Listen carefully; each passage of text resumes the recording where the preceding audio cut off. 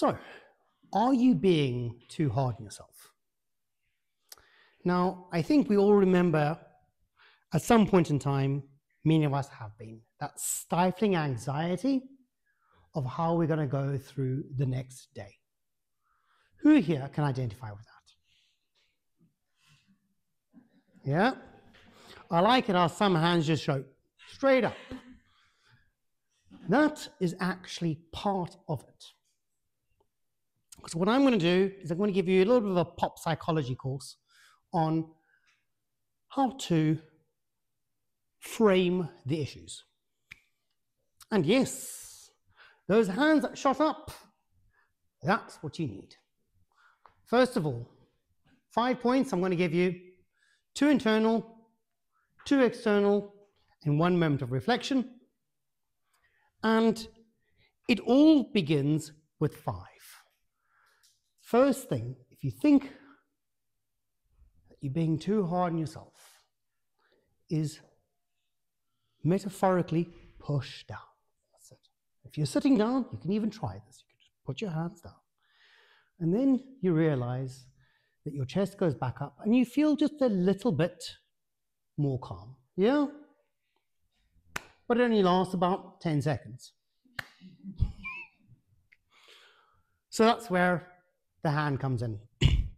The first thing is it's all about comparison. We're comparing ourselves to somebody else. That's one of the main reasons why we are so hard on ourselves. Because you're looking at me and you're thinking, I'm looking at you, thinking, they're judging me. Yeah, it's intimidating. And the way to do that is openness, communication. If you think that you're comparing yourself, ask somebody. And that's where number 4 comes in. You've got communication, which is number 5. Number 4 is more the easy one, which is consolidation. Ask people and then work out a consensus. It's as simple as that. If everybody says, yeah, you screwed up, you weren't just a failure, you're a fiasco. Your failure was so legendary that we are going to remember it for years. In fact, we're not going to call it a mistake, we're going to call it a Bruce. It's going to be that legendary. Then you know you're not being too hard on yourself. But I can promise you, that's a very rare situation. And this is where number 3 comes in. Number 3 is what is called Beck's cognitive triad. Don't know if you know about it, but begins, world sucks. I fail. I'm a failure.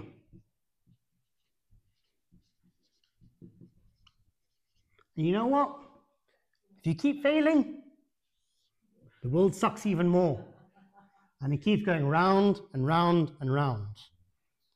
It goes over, and like a millstone, it grinds your confidence. And you will feel worse and worse and worse. So as I said, 2 external, 2 internal, 1 moment of reflection. That's a moment of reflection, and don't forget it. So, the internal we've done, the external. I think some of you have lived in the UK or Ireland for a while.